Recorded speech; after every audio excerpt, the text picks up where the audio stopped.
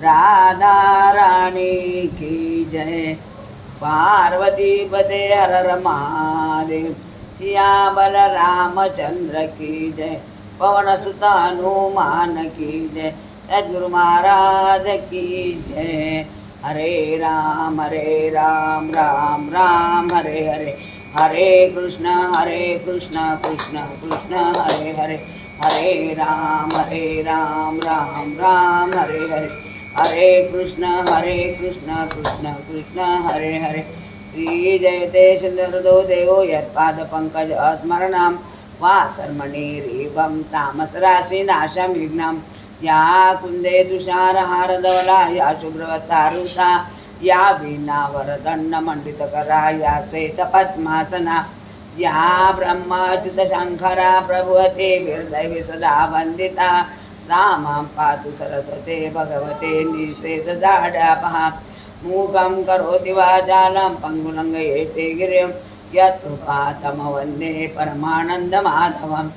नारायण नमस्कृत्यं नरं चैव नरोत्तमं, देवी सरस्वती चैव ततो जयमुदीरयेत्।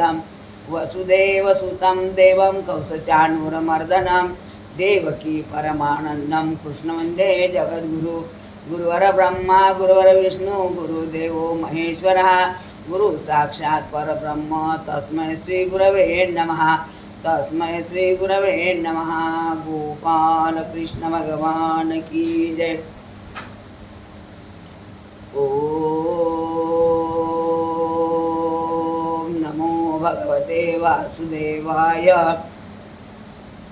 ओम गणगणपतये नमः। एकदन्ताय विघ्नहे वक्रतुण्डाय धीमहि तन्नो गणेशः प्रचोदयात्। इदं गणेशाय इदं नमः। ओम तत्पुरुषाय विघ्नहे महादेवाय धीमहि तन्नो शिव प्रचोदयात्। इदं शिवम् इदं नमः। ओम आदिशक्तीच विघ्नहे शिवपत्नीच धीमहि तन्नो दुर्गा प्रचोदयात्। इदं दुर्गा इदं नमः। ओम नारायणाय विघ्नहे वासुदेवाय धीमहि तन्नो विष्णु प्रचोदयात्। इदं विष्णु इदं नमः। ओम महालक्ष्मीच विघ्नहे विष्णुपत्नीच धीमहि तन्नो लक्ष्मी प्रचोदयात्। इदं लक्ष्मी इदं नमः। ओम अजिंतयस विघ्नहे केसरी नंदन धीमहि तन्नो मारुति प्रचोदयात्। इदं मारुति इदं नमः। ओम कौसल्यात्मज विघ्नहे दशरथ नंदन धीमहि तन्नो रामा प्रचोदयात्। इदं रामा इदं नमः। ओम अत्रिनंदन विघ्नहे अनुसात्मज धीमहि तन्नो दत्तगुरु प्रचोदयात्। इदं दत्तगुरु इदं नमः। ओम पूर्ण ब्रह्मा विघ्नहे सच्चिदानंदाय धीमहि तन्नो सद्गुरु प्रचोदयात्। इदं सद्गुरु इदं नमः। ओम नंदनंदन विघ्नहे यशोदानंदन धीमहि तन्नो कृष्णा प्रचोदयात्। इदं कृष्णा इदं नमः। ओम पितृदेवताय विघ्नहे मंडपनाथाय धीमहि तन्नो मंडपनाथा प्रचोदयात्। इदं मंडपनाथा इदं नमः। गोपाल कृष्ण भगवान की जय। वचन ऐका कमळापती, माझी रंकाची विनंती, हात जोडीते कथे काढे, तुम्ही असावे जवळे, कृपया बांधू मने देवा, शब्द ही तुकारा खावा, शांताकारं भुजगशयनं पद्मनाभं सुरेशं, विश्वाधारं गगनसदृशं मेघवर्णं शुभांगं, लक्ष्मीकान्तं कमलनयनं योगिविरध्यानगम्यं, वन्दे विष्णुभववर्णं सर्वलोकैकनाथं, सच्चिदानन्दरूपाय विश्वव्युत्पत्तिहेतवे तापत्रयनाशाय श्रीकृष्णाय वयं नमः। गोपाल कृष्ण भगवान की जय। भागवत महापुराण की जय। राधा रानी की जय।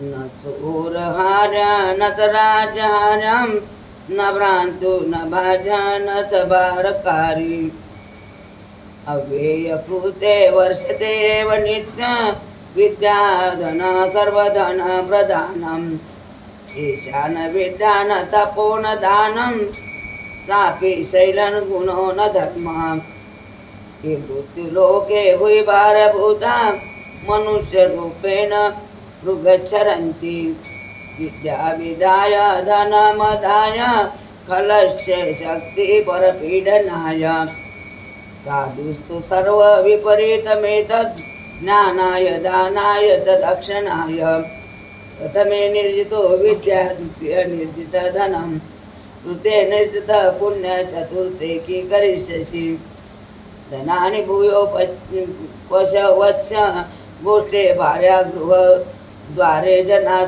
श्मशाने देहचिताशा परलोके मार्गे कर्मा नुगोचन्ति जीव एकः यशन्ति वितन्त नरा कुलीना सपंडिता सुतवान गुणज्ञ ये सर्व भक्ताच सच दर्शनीया सर्व गुणा कांचनमाश्रितयन्ते सानंद सनंद सुतच सुदिया कांता मधुर भाषणे सन्मित्र सदन स्वयोषिती रती ज्ञाता परा सेवका आतिथ्य शिवपूजन प्रतिदिन मिष्टान पाने गृहे साधो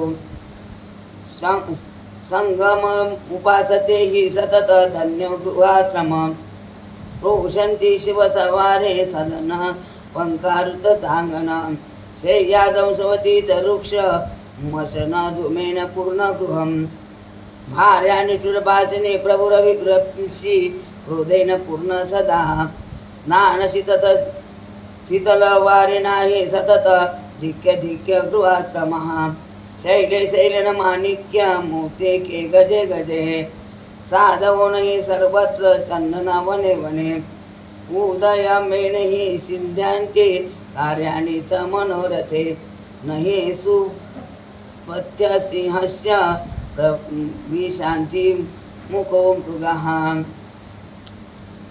निगमकल्पतरो गलितफलसुखमुखामृततृतसंयुक्तं पीबत भागवतरसमाल्यं मुहुरगो रसिका भुवि भावुका तन्मातु वेणुरत्वत्व रोथित उत्पश्य दुर्भि परिरभ्य निर्भरं स्नेहस्तुस्तन्यपयसुधासव मत्वा परब्रह्मसुतापायनम् अहो भाग्यम नंद गोप्र प्रजकासाम यन्मित परमानंद पूर्ण ब्रह्म सनातनः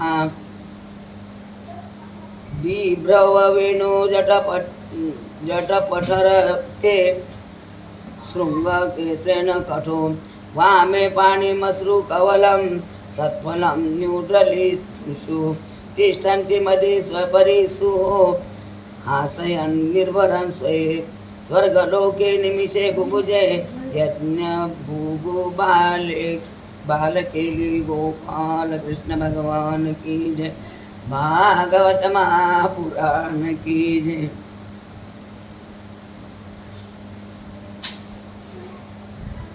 पंढरीनाथ त्वं शरणं रुक्मिणीकान्ता त्वं शरणं केशव माधव हरिनारायण अच्युतं नरहरि त्वं शरणं पंढरीवासा त्वं शरणं जगद्विलासा त्वं शरणं सदन जलद मम श्यामतनु नृपति पीताम्बरतोरणं त्वं शरणं नन्दनन्दना त्वं शरणं गोपीरञ्जना त्वं शरणं गोवर्धनधुत अगमलनाशक कुञ्जविहारी त्वं शरणं कौसमर्दना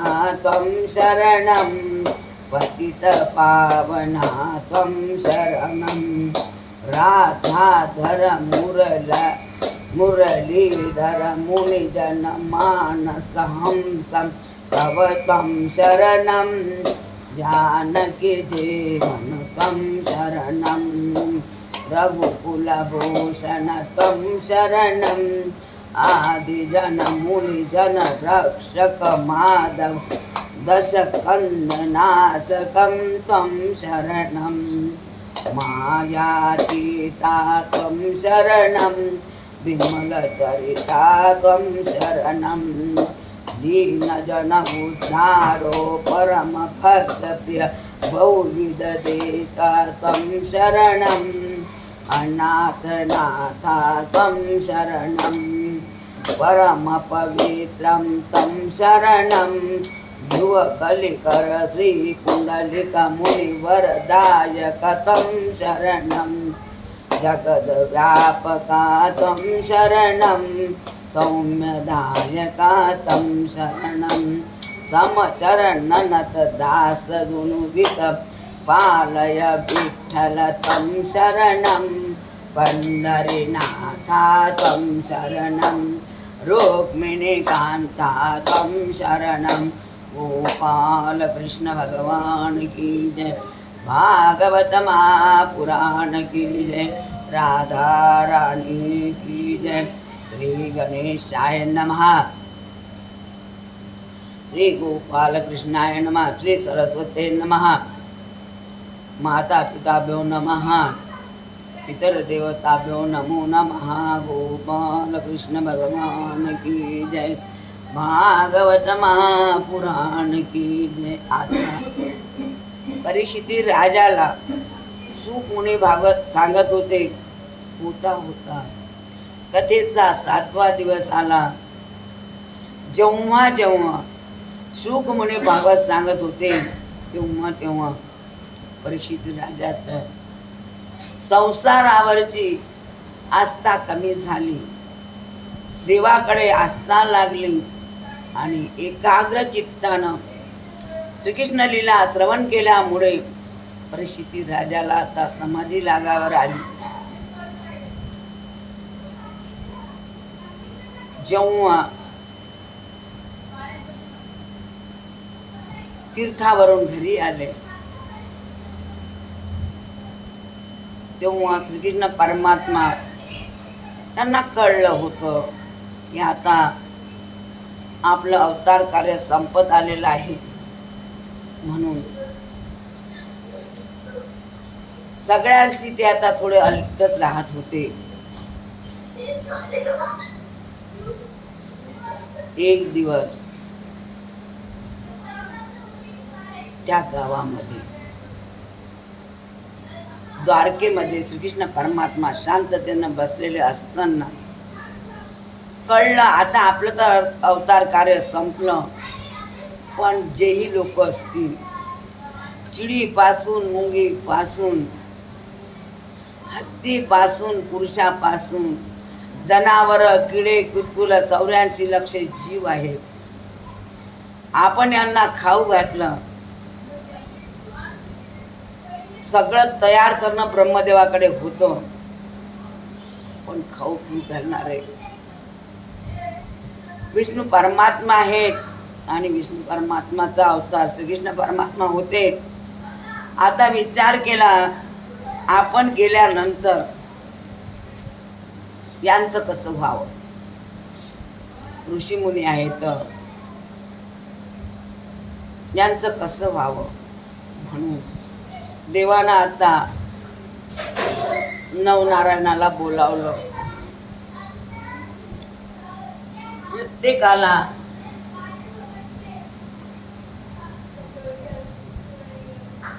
एक एक सिद्धी दिली। 8 सिद्ध्या आहेत, अष्टसिद्धी नवनिधी के दाता। देवानं आता नवनारायणाला बोलावलं तेव्हा ते नवनारायण कोणते होते, नवनाथ होते।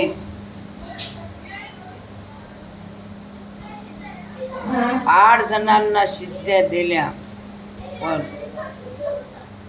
कानिपनाथाला एक मंत्र दिलाच नाही, कारण मच्छिंद्रनाथ मासुडीच्या गर्भातून झाले।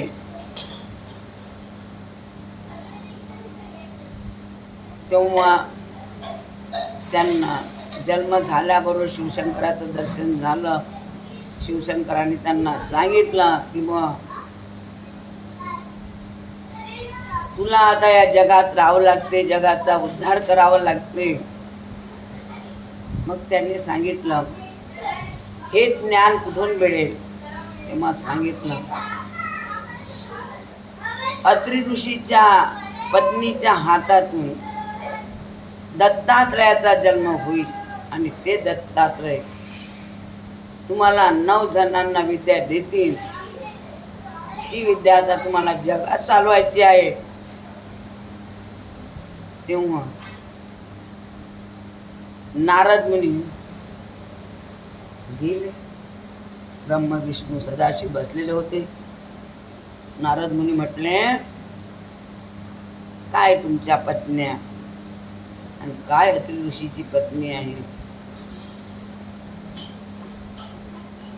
तिन्ही देवांनी आता साधू लोकांची रूप घेतले. ज्या ठिकाणी अत्रि ऋषी तप करत होते, अनुसया आई त्यांची सेवा करत होती, त्या ठिकाणी आले. भिक्षान देही म्हटलं अनुसया मातेनं. तांदूळ घेतले, आणले, म्हटले आम्हाला अशी भिक्षा नको, आम्हाला तांदूळाचा भात करून जेवण करून भिक्षा पाहिजे. अनुसया मातेनं आत गेली, तांदूळ शिजले, सांगितलं चला साधूबा जेवण करायला. साधूबा म्हटले आम्हाला असं नाही जेवण पाहिजे, पूर्ण कपडे काढून आम्हाला जेवण घालायचं आहे, नाहीतर आम्ही तुमचं सर्प घेऊन जातो. अनुसया मातेनं काय केलं, आपले पती तप करत होते, त्यांच्याजवळ कमंडलूत पाणी भरलेलं होतं. पतीला सांगितलं आपल्याकडे 3 अतिथी आले आणि ते म्हणतात नग्न भोजन द्यावं लागते, नाहीतर सर्प घेऊन जातो. पतीनं सांगितलं नाही यातलं पाणी. त्यांच्याजवळचं पाणी आणलं, त्यांच्या अंगावर शिपडलं, एकदम ते लहान लहान मुलं झाले. आता लहान मुलाला 2 महिन्याच्या किंवा 3 महिन्याच्या मुलाला आईच्या अंगात कपडे आहेत की नाही याला फक्त कशाची गरज असते, दूध प्यायची. अनुसयेनं मांडीवर घेतले, तिघांना दूध पाजलं, पायना केला, निजून ठेवला. नारद मुनी परत स्वर्गात गेले. नारायण नारायण हरे हरे, जय जय नारायण नारायण हरे हरे, हरे हरे हरे हरे, जय जय नारायण नारायण हरे हरे, जय जय नारायण नारायण हरे हरे. गेले. तिथं गेल्यानंतर या 3 बाया बसल्या होत्या. म्हटले काहो बाया हो बसल्या, घरचे माणसं कुठे गेले, आहे का तुम्हाला पत्ता. म्हटली नाही आम्ही त्याचाच विचार करू लागलो. लक्ष्मीने विचारलं सावित्रीला का ग तुझे पती आहेत काय. पार्वती आली का ग तुमचे दोघीचे पती आहेत काय. आता कोणाचेच पती नाही. 3 जणी विचार करू लागल्या. गेले तर कुठं गेले.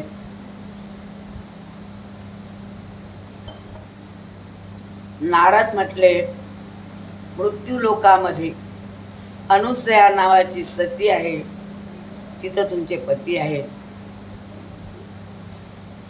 आल्या 3 जणी. आल्या तशात बाई आई आमचे पती कुठं आहेत. गेली, नेलं पाळण्याजवळ, तिघीला कुंकाचे बोटं लावले, दर्शन घेतलं, सांगितलं आपापले पती ओळखून घ्या. लहानपणी बहुतेक लेकरं सगळे सारखेच दिसतात. हे तर 3 देवाचे अवतार होते, सारखेच दिसून लागले. उचलून घेतो तर दुसऱ्याचा नवला उचलला म्हणजे पाप लागते. कोणता पती उचलावा. 1 नाही 2 नाही 9 दिवस पर्यंत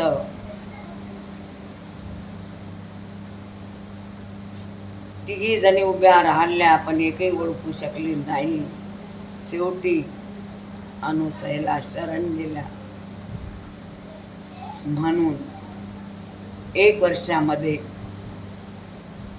3 वेळा नवरात्र बसते. एक नवरात्र आश्विन महिन्यामध्ये, एक चैत्र महिन्यामध्ये आणि एक खंडोबाचं नवरात्र बसते. असे 3 नवरात्र बसतात. कारण या तिघी जणी 9 दिवस तिथं उभ्या होत्या.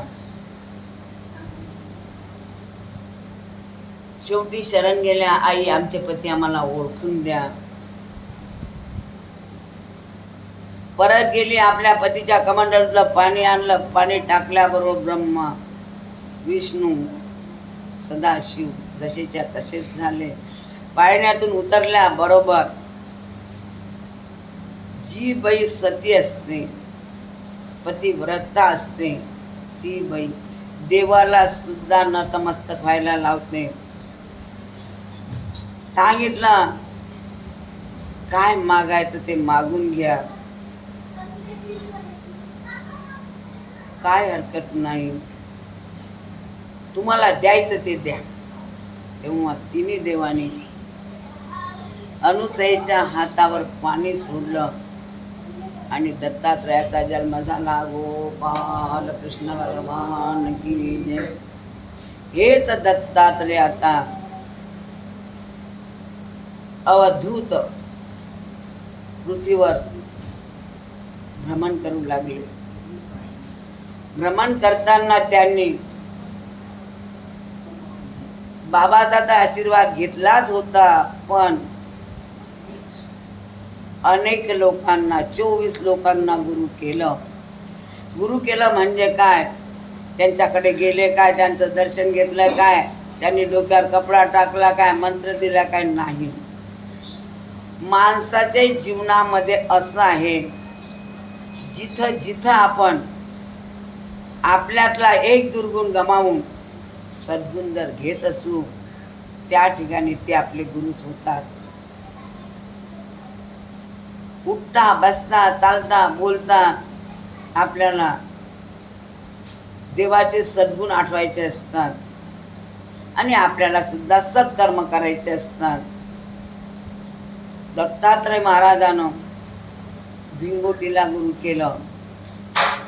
जी भिंगोटी अळी आणून ठेवते, खातही नाही आणि तिचा जीव जाऊ देत नाही.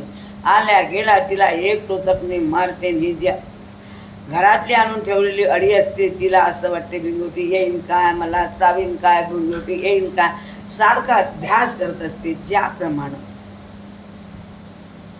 वास्तविक पाहता अयोध्येतून एक नजर टाकलीस तिथं रावणाच्या लंकेचा चुरा करून टाकला असता, रावणाला मारून टाकलं असतं.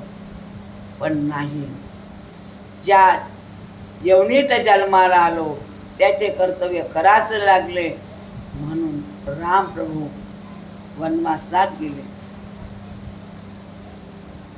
अनेक ऋषीमुनीचा उद्धार केला आणि जीवनात आल्यावर माझं कसं होईल याच्यापेक्षा आपण बरेच वेळा बोललो, देवा तू माझा आहेस, देवा तू माझा आहे, देवा मी तुझा आहे, देवा तू माझा आहे. ज्या वेळेस देव म्हणे खरंच तू माझा आहे, त्यावेळेस माणसाच्या जीवनाचं सार्थक होते. सतत जीवनामध्ये श्वासापेक्षाही देवाचा ध्यास करावा लागतो. देवाचा ध्यास करताना आपल्याला कामधंदे सोडून, आसन मांडून, विना खाण्यापिण्याचं बसून एवढं देवाचं ध्यान करावं लागत नाही. फक्त रात्रंदिवस लक्षात घ्यावं लागते, देवा तू मला जन्माला घातलं, देवा तुझी माझी संगत जन्मोजन्मी असावी. तेव्हा देव आपल्याला मागे पुढे उभा राय सांभाळीत आलिया गाध निवाराया. क्षणोक्षणी देव आपलं रक्षण करते. त्यांनी एका मुलीला गुरु केलं. ही मुलगी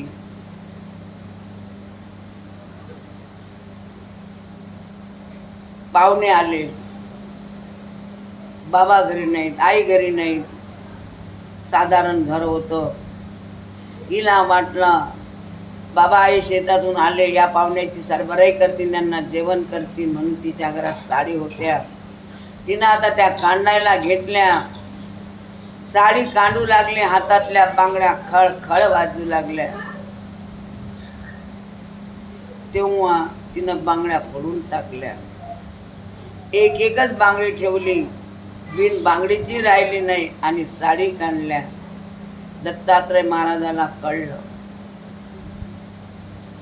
4 लोकात राहून कडकडा होते, बोलचाल होते, त्यापेक्षा एकटं राहिलं पुरलं.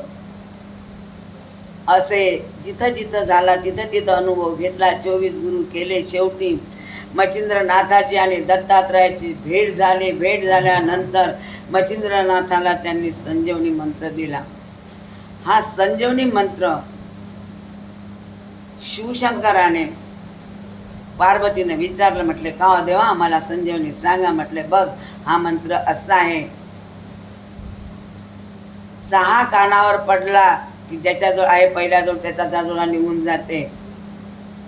म्हटले आपण एकांतात जाऊ. एकांतात गेले. एकांतात गेल्यानंतर नदीच्या काठावर बसले. शिव परमात्मा पार्वतीला संजीवनी सांगू लागले, आणि होता होता पार्वतीचे डोळे लागले. तेव्हा देवाने मंत्र सांगितला होता, तेव्हा देवाने डोळे लावून घेतले होते, आणि देवाच्या मंत्राला हुंकार येत होता. पहिल्या बाया काय नाही सांगत, तर हो म्हटल्याशिवाय ते काही नाही, काही रस येत नव्हता. तसं शिवशंकर सांगत होते. पार्वतीला झोप लागले. आवाज येत होता. देवाचा मंत्र सांगणं झाला. देवानं डोळे उघडले, पाहतात तर पार्वतीला चांगली झोप लागलेली आहे. हात ठेवला, पार्वतीला सांगितलं जागी हो ग. जागी झाली. म्हटलं कुठपर्यंत ऐकला मंत्र तू. आता पार्वतीनं ऐकला होता तोपर्यंत पार्वतीनं सांगितलं, पुढे हे सांगू शकली नाही. म्हटले मी संपूर्ण मंत्र म्हणेपर्यंत हुंकार कोण देत होतो. तेवढ्यामध्ये ते मासोळी काठावर आली आणि तिच्या पोटातलं अन्न तिनं सोडलं. हे वीर्य पडलं होतं कवी नारायणाचं. 9 नारायण आले, कवी नारायणाचं वीर्य पडलं. त्याच्यामुळे आता हा मासोळीच्या पोटामधलं अंड होतं. अंड हे असं असते, त्याला वरून कवच असते. त्याच्यामुळे मासोळीच्या शरीराला और मच्छिंद्राच्या आत्म्याला वाळला मग त्या मासोळीच्या पोटात, पण तिच्या शरीराचा स्पर्श न झाल्यामुळे त्यांचा जन्म अयोनी संभव झाल्यासारखा झाला. म्हणून आता हा मंत्र शंकराकडून ऐकला होता, पण दत्तात्रयानं त्याचं पुनरचन केलं. जसं आपण गुरुची पूजा करतो, आपल्या गुरुला घरी आणतो, नंतर त्यांना आंघोळ पांघोळ घालतो, कपडे वगैरे घेतो, त्याला पुनरचन म्हणतात. असं दत्तात्रयानं त्याच मंत्राचं पुनरचन करून दिलं. पुढे तोच मंत्र मच्छिंद्राने गोरक्षाला दिला. गोरक्षानं हातामध्ये जप करताना गैनीचा जन्म झाला. गैनी हा मातीचा पुतळा होता. असं करून एक एक करून नवनाथाचा जन्म झाला. आता नवनाथ या पृथ्वीवर राहून लोकांना ज्ञान वाटू लागले. पुढे गैनीनाथ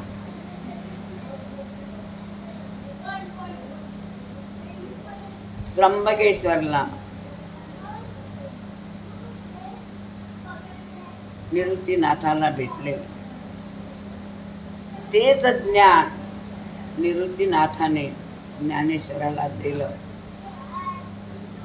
अशी ही गुरु परंपरा चालत आली. आणि आज ज्या वेळेस ज्ञानेश्वर महाराज होते त्यावेळेस त्यांना जेवण मिळत नव्हतं. आज ज्ञानेश्वरीच्या सप्ताहावर कितीतरी पक्वान्नाचे आणि कितीतरी वेगवेगळे जेवण मिळतात. म्हणून देवाचं नाव, देवाच्या नावावर स्वतः तकलीफ घेऊन जीवन जगले, पण जगाचं ज्ञानोबाने कल्याण केलं. ज्ञानेश्वरीचं असं महात्म्य आहे. एक पारायण केलं काय होते, 2 पारायण केले काय होते. ज्या मुलाचं लग्न होत नसेल, मुलीच्या लग्नात अडथळे येत असतील, स्वतः 3 आठवडे ज्ञानेश्वरीचं सतत पारायण केलं असेल, शुचिरभूत, कपड्याला लघवीचा डाग लागू देता येत नाही. यदा कदाचित लघवी आली तर आपल्याला सगळं शरीर स्वच्छ करून घ्यावं लागते. ज्ञानेश्वरीच्या पारायणात काय बाई बसले, पारायणाला गेले आले लघवी करून परत पारायणाला बसले, चालत नाही. असं जर सुचिरभूत होऊन ज्ञानेश्वरीचं पारायण केलं असेल तर कोणता मुलगा असा नाही की त्याचं लग्न होणार नाही, किंवा कोणती मुलगी अशी नाही की तिचं लग्न होणार नाही. धर्मग्रंथामध्ये एवढा पावर आहे. आता भागवत ग्रंथ शुक मुनीनं परीक्षिती राजाला सांगितलं. परीक्षिती राजाला समाधी लागली. 7 दिवस झाले.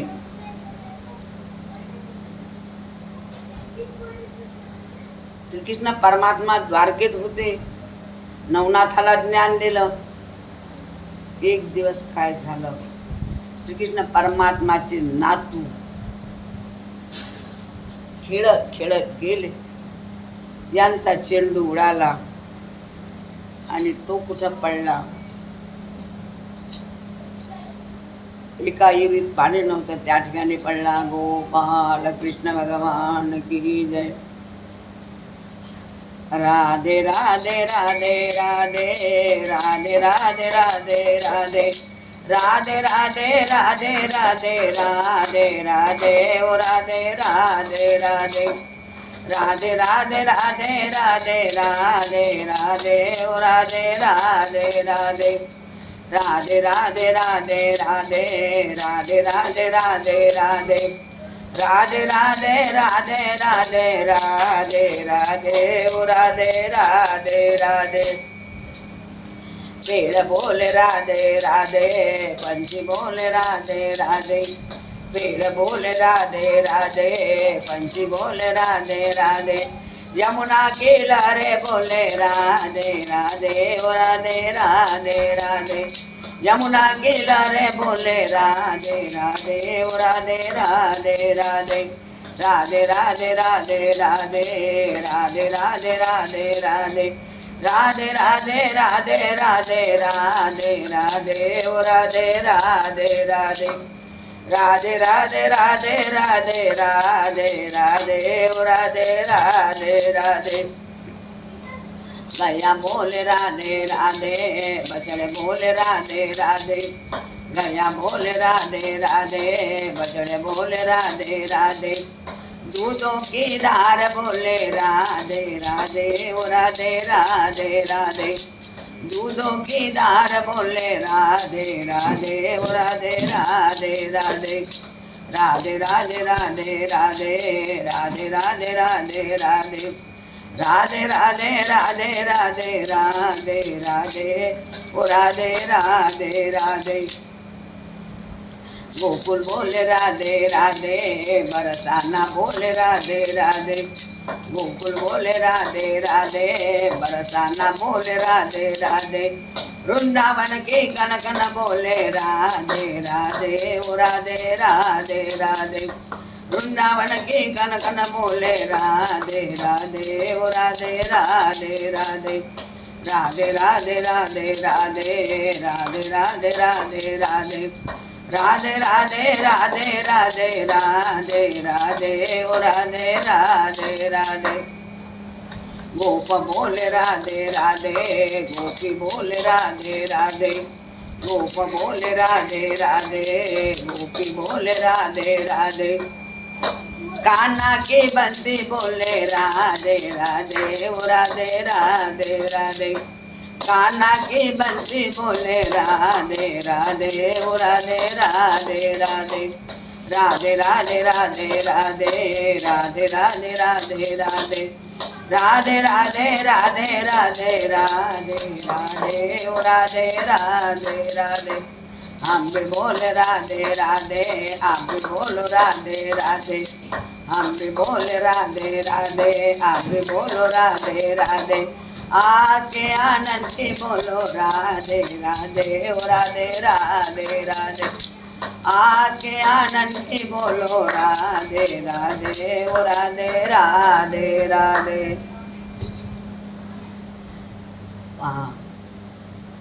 चेंडू गेला. आता म्हातारे लोक रिकामे असतात. आले पोरं श्रीकृष्णाकडे आणि सांगितलं, आबाजी आमचा चेंडू विहिरीतच पडला, चला तिथपर्यंत चला तिथपर्यंत. तेव्हा श्रीकृष्ण परमात्मा गेले. चेंडू काढायला पोरं गेले तर विहिरीत पाहिलं तर विहीर भर सडल्या होता. म्हणून आबाला बोलवून आणलं. आबा आले. जशी आबाची नजर पडली तसा त्या सडल्याचा माणूस झाला आणि वर आला.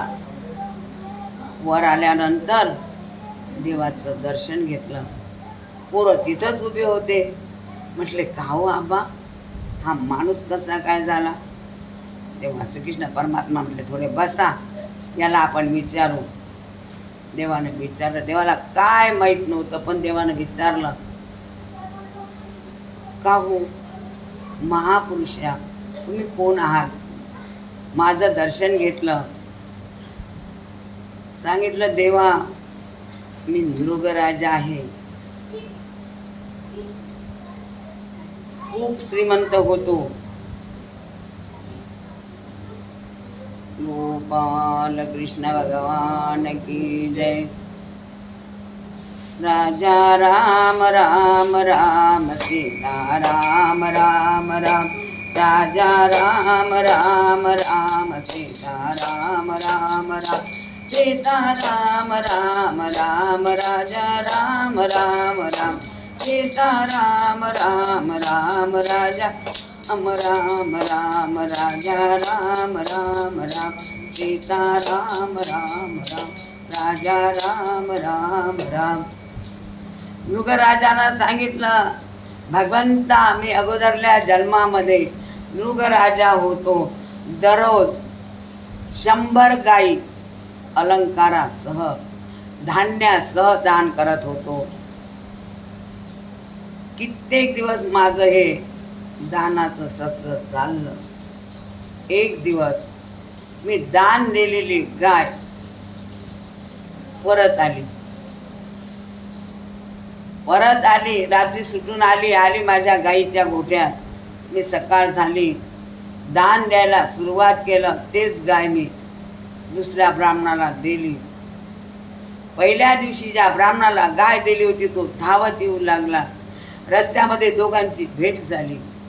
म्हटला, का रे माझी गाय दे. म्हटला, गळ्या आताच राजानं माझ्या हातावर संकल्प सोडला, माझा हात ओलाच आहे. नाही माझी गाय मला दे. दोघांची रस्त्यात भानगड सुरू झाली. आता परत आले राजाकडे आल्यानंतर काय, राजानं म्हटलं, जाऊ दे ना बाबू, त्याला दिली तर दिली. ब्राह्मणाला सांगितलं, मुनिवर या, जाऊ द्या ना, त्याला दिली तर दिली. मी तुम्हाला दुसऱ्या 2 गाई देतो. पण पहिला ब्राह्मण म्हटला, नाही मला हेच पाहिजे. दुसरा ब्राह्मण म्हटला, त्याला सांगितलं 5 गाई देतो. नाही मला हेच पाहिजे. 100 गाईपर्यंत राजा गेला. पण दोघही हट्ट धरून बसले आणि याच्या हाती गाईचा दूर होता तो निघून गेला आणि पहिल्या दिवसच्या ब्राह्मणाने राजाला श्राप दिला. दिलेलं दान वापस घेऊन जर तू लोकाला देस असेल जाय म्हटला तू सळल्याहून पडशील. राजानं ब्राह्मणाचे पाय धरले. ब्राह्मण देवता नका हो असा श्राप देऊ.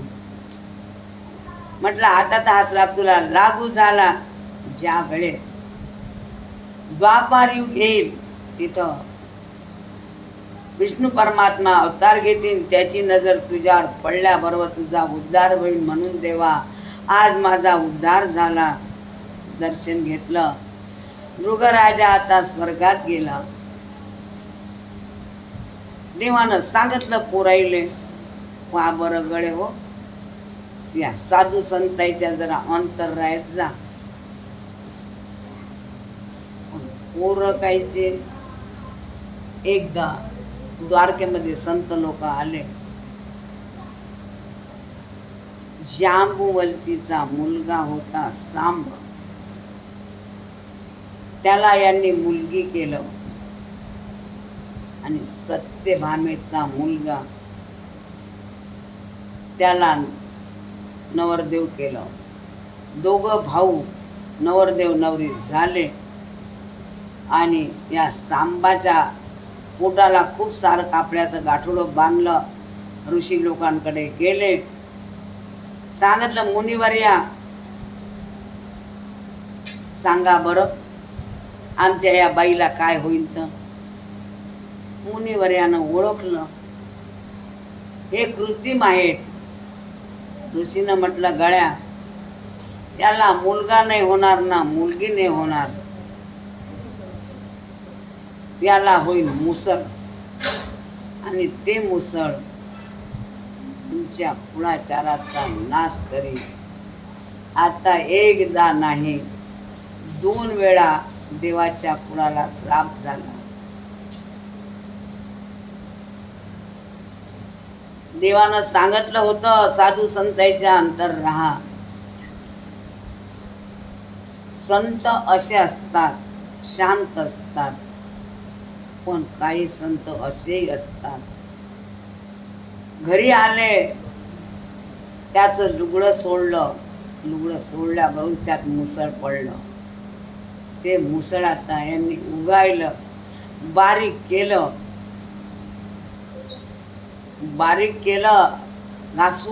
घासून नदीत फेकून दिलं. त्याचं लव्हाचं गवत झालं. लहानसा तुकडा उरला. तो तुकडा आता नदीत फेकून दिला. एका भिल्लानं नेला आणि आपल्या बाणाच्या टोकाला लावला. भागवत आपल्याला हे शिकवते जे व्हायचं ते झाल्याशिवाय राहतच नाही. किती प्रयत्न करा. श्रीकृष्णानं सांगितलं होतं ना की बुवा साधू संतांच्या वाटी जाऊ नका त्यांच्या मजाका करू नका. ऐकलं काय नाही. कारण विनाशकाली विपरीत बुद्धी. माणसाचे वाईट दिवस यायचे असले कितीही समजावलं. रावणाला विभीषणानं समजावलं. मंडोदरीनं समजावलं. रावणानं ऐकलं काय नाही. आणि कोणामुळे रावणानं सीता नेली. सुपर्णखेमुळे. आपल्या शरीरामध्ये दुर्बुद्धी सुपर्णखा आहे. एकदा का माणसाले दुर्बुद्धी आली ना आपला तर काय पण आपल्या कुळाचाराचा धिंगाणा करते. म्हणून वेळोवेळा मनाला आवरा लागते. त्यासाठी गुरु करावं लागतात. गुरुजवळ ज्ञान शिकून घ्यावं लागते आणि त्या ज्ञानाचा सदुपयोग करावा लागते. दैवयोगानं गुरुसुद्धा महाज्ञानी सापडले. आपण आपल्या पुऱ्या कुळाचा उद्धार करू शकतो.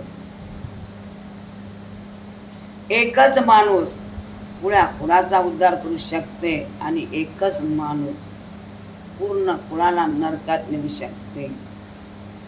रावणानं आपल्या कुळाचा नाश केला, दुर्योधनानं आपल्या कुळाचा नाश केला, तसा या सांबानं सुद्धा यादव कुळाचा नाश केला. श्रीकृष्ण परमात्माला काय कळत नव्हतं, कळलं, सांगितलं. बलराम दादाला सांगितलं आता आपलं अवतार कार्य संपलं म्हणून बलराम दादा सोरठी सोमनाथला गेले. त्या ठिकाणी समुद्राची आंघोळ वगैरे केली, गोमती नदीची आंघोळ वगैरे केली, दर्शन घेतलं आणि आपलं अवतार कार्य संपून बलराम दादा पृथ्वीत चालले गेले. गोपाल कृष्ण भगवान की जय. आता श्रीकृष्ण परमात्माने सुद्धा द्वारका सोडली. देव सुद्धा तिथं सोरठी सोमनाथला गेले, पिंपळाच्या झाडाला पाठ लावली, पायावर पाय घेतला. आता अवतार कार्य संपवायचं आहे. त्या ठिकाणी उद्धव गेला.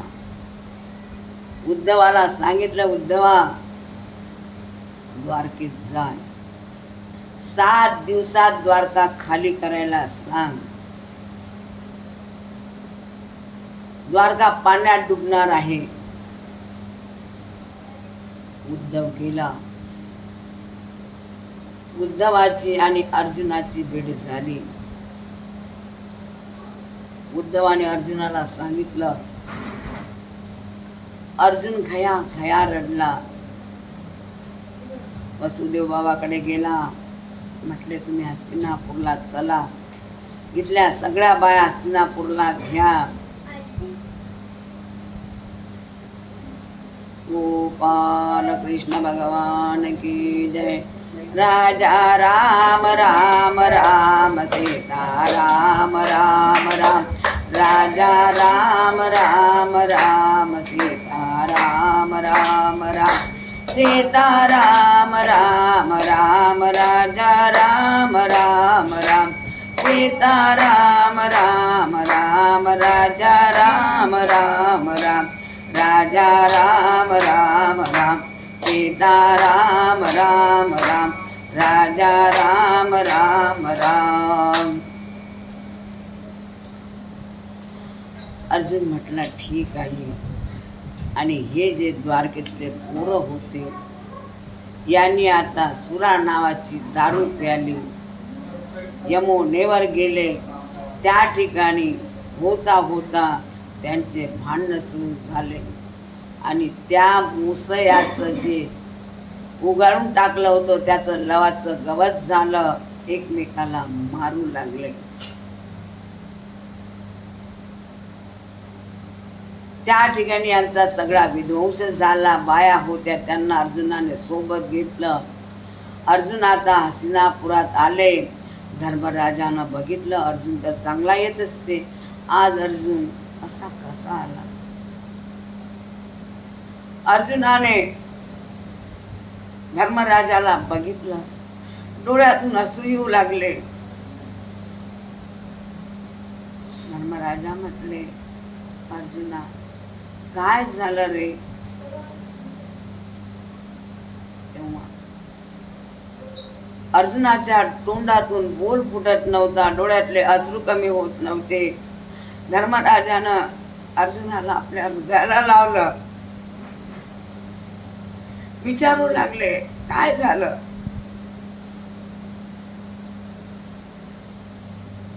उद्धवाने मला सांगितलं 7 दिवसामध्ये ही द्वारका पाण्यात डुबणार म्हणून राहिलेल्या स्त्रिया वगैरे मी घेऊन आलो. देव आता द्वारकेत नाही. धर्मराजानं सुद्धा विचार केला. देवानं द्वारका सोडली, आपल्याला सुद्धा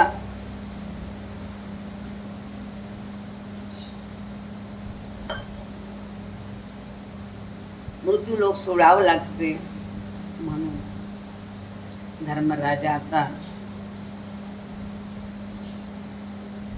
परीक्षित राजाला राज्य दिलं आणि धर्मराजा धर्म, भीम, नकुल, सहदेव, द्रौपदी स्वर्गारोहण करायला निघाले. इकडे या पारध्यानं कानापर्यंत बाण ओढला, बाण सोडला तसा देवाच्या अंगठ्याच्या वदर पायाला लागला. देवाच्या उजव्या पायाला बाण लागला. भळभळा रक्त येऊ लागलं. भिल्लाला असं वाटलं शिकार झाली, चला जावं. शिकार तिथं आला. बघते तर काय देव होते, डोळे लावून घेतले होते. कुठं कुठं कोणती कोणती आख्यायिका आहे, पण देव पृथ्वी तलावर एवढे रमले होते, एवढे रमले होते. हा देह नको, पण दुसरा देह घेऊन मला पृथ्वीवरच राहायचं आहे. म्हणून देव पंढरपुरामध्ये आले आणि आपल्यासाठी स्वयंभू मूर्ती पंढरपुरामध्ये विठ्ठल झाले. गोपाल कृष्ण भगवान की जय. विठ्ठल विठ्ठल विठ्ठला, विठ्ठल विठ्ठल विठ्ठला, विठ्ठल विठ्ठल विठ्ठला, हरि ओम विठ्ठला. विठ्ठल विठ्ठल विठ्ठला, विठ्ठल विठ्ठल विठ्ठला, विठ्ठल विठ्ठल विठ्ठला, पंढरीनाथा विठ्ठला. विठ्ठल विठ्ठल विठ्ठल विठ्ठल विठ्ठल विठ्ठल विठ्ठल विठ्ठल विठ्ठल विठ्ठल विठ्ठला, पांडुरंगा विठ्ठला. विठ्ठल विठ्ठल विठ्ठल विठ्ठल विठ्ठल विठ्ठल विठ्ठला, पांडुरंगा विठ्ठला. पांडुरंगा विठ्ठला, पंढरीनाथा विठ्ठला. पांडुरंगा विठ्ठला, पंढरीनाथा विठ्ठला. गोपाल कृष्ण भगवान की जय. जेव्हा आपण पंढरीला जातो तेव्हा पांडुरंगाचं दर्शन आता ते बडवे लोक बरोबर घेऊ तर देतच नाही. चतुराईनं जर दर्शन घेतलं तर दर्शन घेतल्याशिवाय राहत नाही आपण. आमच्यासारख्या बुटक्या शरीरावालाचं तर काही नाही, पण उंच जर असला ना तर खरोखर डोक्यावर पायावर डोकं टेकते. पुरी आमच्या अंगात ताकद होती. आम्ही ते वरंडी धरून पटकन देवाच्या पार मुख टेकत होतो. बळवाईनं काही करो, पण एकदा तरी देवाच्या पार डोकं टेकवल्याशिवाय राहत नव्हतो. असे आता देव पंढरीत आले. देव पंढरीत आल्यानंतर 7 दिवसानंतर द्वारका पाण्यात डुबली. 550 वर्षाच्या अगोदर द्वापार युगामध्ये द्वारका पाण्यात डुबली. शोध लावणाऱ्या लोकांनी एवढ्या समुद्राच्या बुडाशी जाऊन द्वारकेचा शोध लावला.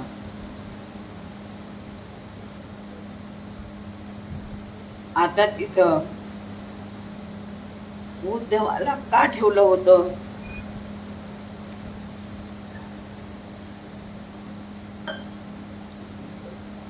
उद्धव म्हटला, देवा तुम्ही चालले, मीच काय करतो राहू?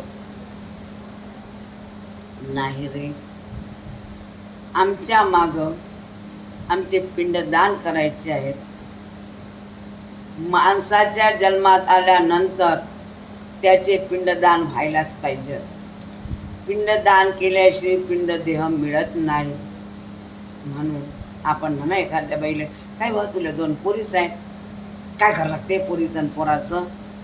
पण मुलाच्या हातानं जे पिंडदान होतात तेव्हा आपल्याला चांगला पिंडदेह मिळतो.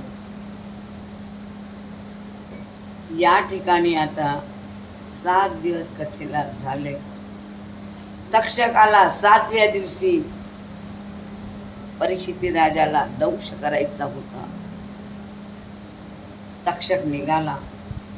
मध्येच त्याला आस्तिक मुनी भेटले. तक्ष म्हटला, कुठे चालले? म्हणे परीक्षित राजाला तक्षकाचा दंश होईल ते विष उतरवायला चाललो. तुमच्या मंत्रात पावर आहे? म्हटलं हो. थांबा म्हटला. आणि तिथे एक वडाचं झाड होतं. त्या वडाच्या झाडाला तक्षकाने दंश केला. जसा दंश केला वडाचं झाड वाहून गेलं. आस्तिक मुनीनं आपल्या मंत्राचा प्रयोग केला. लगेच वडाचं झाड हिरवं करून दाखवलं. तेव्हा तक्षकानं सांगितलं, तुम्हाला किती पैसे पाहिजेत ते घ्या, पण माझ्या रस्त्याचे अंतर व्हा, कारण शृंगी ऋषीचा श्राप खोटा व्हायला नको. पण तक्षक यायच्या आधीच परीक्षिती राजाला समाधी लागली होती. समाधी लागलेल्या माणसाला आपण जिवंत आहो का मेलेला आहो. अनेक ऋषींना समाधी लागली, त्यांच्या अंगावर वारुळ झाले, पण त्यांना त्यांच्या शरीराची गरज नव्हती. तसं परीक्षिती राजाला आता या शरीराची गरज नव्हती. परीक्षिती राजा केव्हा स्वर्गात निघून गेले होते. सूत मुनीला सुद्धा समाधी लागली होती. नारदाला समाधी लागली, सनत कुमाराला समाधी लागली. तक्षक आला आणि परीक्षिती राजाच्या पायाच्या अंगठ्याला दंश केला. पण तक्षकाचं विष परीक्षिती राजाला काही करू शकलं नाही, कारण 7 दिवस सतत हरिकथा ऐकली होती. जे लोक नेहमी नेहमी हरिकथा ऐकतात, देवाचं नाव घेतात, इथं यमदूतही त्यांचं काही करू शकत नाही. सगळ्यात महत्व, तुम्ही 6 शास्त्र वाचा, ऐका, 18 पुराण ऐका, कितीतरी ग्रंथ ऐका, पण सगळ्यात शेवट एकच आहे, राजा राम राम राम सीता राम राम राम, राजा राम राम राम सीता राम राम राम, सीता राम राम राम, राजा राम राम राम, सीता राम राम राम, राजा राम राम राम, राजा राम राम राम, सीता राम राम राम, राजा राम राम राम, सीता राम राम राम, रघुपति राघव राजा राम, पतित पावन सीता राम, राजा राम राम राम, सीता राम राम राम, अयोध्या के पारे राम, दशरथ नंदन दुलारे राम, राजा राम राम राम, सीता राम राम राम, राजा राम राम राम, राजा राम राम राम, सीता राम राम राम, राजा राम राम राम, सीता राम राम राम. आणि जे लोक जीवनभर देवाचं नाव घेतात त्या लोकांना मरता वेळेस सांगावं लागत नाही. मरताना घरच्या लोकांनी खायले दिलं तेच खायचं असते. आजी तुला काय खावं वाटते, आबा तुम्हाला काय खावं वाटते, यापेक्षा आबाचा आता जायचा वेळ झाला, आजीचा आता जायचा वेळ झाला म्हणून आजीच्या बाजीजवळ जायचं असते. आपण काय करतो, एखादा माणूस खाली टाकेल असते, तिथं गेल्यावर विचारतो, आबा मला ओळखलं काय. आता जिकडे एक एकर उमांच्या ठाई, शतविंचूचे दुःख पाय, सांगता नाही काही, बैसले नवय द्वारे. ज्या लोकांनी जीवनभर लोकांना त्रास दिला, लोकांचं वाईट पाहिलं, अशा लोकांच्या अंगामध्ये, आपल्या अंगावर रोम आहे, प्रत्येक रोमामध्ये विंचवाची आग असते. आणि जे लोक देवाचं नाव घेतात ते लोक शेवटच्या क्षणाला प्रपंचावरची सगळी माया सोडून देवाचं स्वरूप आठवतात. मग त्यावेळेस आपल्याला देवाचं स्वरूप आठवीन किंवा नाही म्हणून जीवाला सवय लावावी लागते. आणि सिनेमाच्या पडद्यावर जसे चित्र येतात तसे देवाचे अवतार कार्य आपल्या डोळ्यासमोर दिसायला पाहिजेत आणि शेवटच्या क्षणाला देवाचं नाव घेतलं असेल आणि त्याचा शेवटचा श्वास जर सुटला असेल तर त्याचा उद्धार झाल्याशिवाय राहत नाही. अशा रीतीनं परीक्षिती राजाचा उद्धार झाला. पण परीक्षिती राजाचा मुलगा होता जन्मंजय. तो म्हटला, तक्षकानं जर माझ्या वडिलाचा प्राण घेतला आता मी याच्या कुळालाच राहू देत नाही. भागवत आपल्याला अनेक वेळा शिकवते, प्रतिशोध घ्यायचा विचार करू नका. कोणी आपल्याला वाईट म्हणत असेल ते सहन करायची सहनशक्ती अंगात ठेवा. कोणी आपल्याला काही म्हणो, कोणी काही म्हणू द्या ना, मज राम भजन करू द्या ना. कोणी काही म्हणू द्या ना, मज राम भजन करू द्या ना. आपुलिया हिता असे जो जागता, धन्य माता पिता तयाची. 12 माळ्या बांधल्या आपलं हित नाही. आपलं हित फक्त एकातच आहे, हरि नाम घे पुकाचे, जप मानवा सुवाचे. तुटतील बंद सारे, भव पास याची वाचे. देवाचं नाव घेण्यासाठी संसार सोडावं लागत नाही, प्रपंच सोडावं लागत नाही, कोणता व्यवहार सोडावं लागत नाही. फक्त देवाचं नाव घ्यावं लागते. या जन्मंजयानं आता सर्पशस्त्र मांडलं, ऋषी बोलावले. त्या ठिकाणी त्या हवनामध्ये सगळ्या सापांचे नावं घेण्यात आले. स्वा सगळे साप आले. 1 दिवस 7 दिवस झाले, तक्षक येईना. तक्षक आता इंद्राच्या सिंहासनाच्या बाजूला लपला होता. तेव्हा त्या ठिकाणी आस्तिक मुनी आले आणि सांगितलं, गड्या विनाकारण पाप करू नको, कारण हा तक्षक मरणारा नाही. त्याला काय कारण? तुझ्या वडिलाने 7 दिवस भागवताची कथा ऐकली. हा डसण्याच्या योगानं तर गेला, पण महान संताचं दर्शन झाल्यामुळे तो तक्षक या तुझ्या हवनात येऊ शकत नाही. तेव्हा आता जन्मंजय राजानं पुलस्ती पराशर ऋषीनं सांगितलं आणि ते हवन तिथं थांबवलं. गोपाल कृष्ण भगवान की जय.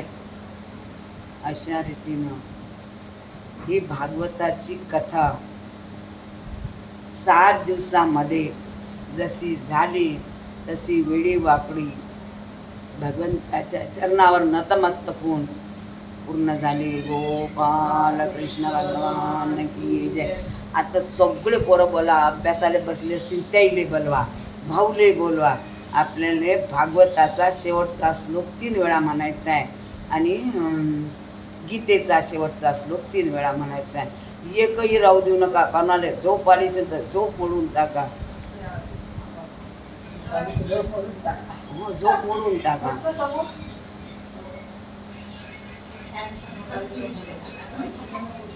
जास्त उशीर केला हो तुम्ही.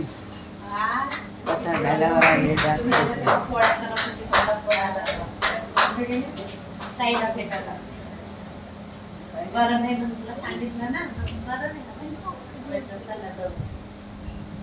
बस ग गौरी, खाली बस.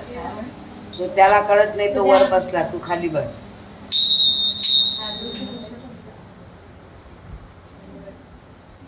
बसा सगळे भाऊ. काय म्हटलं? बसा. असू द्या 10 मिनिटं जाऊ द्या. हो. बसा बसा 10 मिनिटं लागून बसून आटपून म्हणायचं. 10 बसूनच बस हां राम बस. राम बस खाली. बसा बसा तो दुसरा अर्जुन वगैरे आले अर्जुन का? हां, बसा बसा बसा बसा खाली गोपाल कृष्ण भगवान की जय पार्वती पते हर हर महादेव भागवत महापुराण की जय राधा राणी की जय दादा खाली बस त्याला कळत नाही ते वाजवायचं नाही आता. नाही पहा मी समोर म्हणते तुम्हाला माग म्हणायचं आहे नाम संकीर्तन यश सर्व पाप प्रणाशनम प्रणामो दुःख शमनम तं नमामि हरे परम नाम संकीर्तन यश सर्व पाप प्रणाशनम प्रणामो दुःख शमनम तं नमामि हरे परम नाम संकीर्तन यश सर्व पाप प्रणाशनम प्रणामो दुःख शमनम तं नमामि हरे परम तं नमामि हरे परम तं नमामि हरे परम यत्र योगेश्वर कृष्ण यत्र पार्थो धनुर्धरा तत्र श्री विजयो भृति ध्रुवा नीतिर्मतिर्मम यत्र योगेश्वर कृष्ण यत्र पार्थो धनुर्धरा तत्र श्री विजयो भृति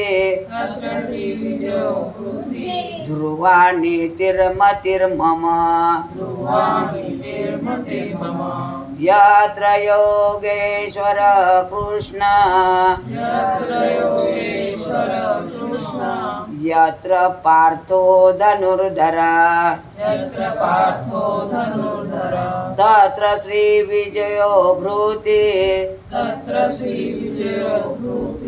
ध्रुवा नीतिर्मतिर्मम गोपाल कृष्ण भगवान की जय भागवत महापुराण की जय हरे नमः हरे नमः हरे नमः गोपाल कृष्ण भगवान की जय भागवत महापुराण की जय राधा रानी की जय पार्वती पते हर हर महादेव सिया बलरामचंद्र की जय पवन सुत हनुमान की जय सद्गुरु महाराज की जय आता तुम्ही दोघं जण ग्रंथाची पूजा करा हे करून टाक बरं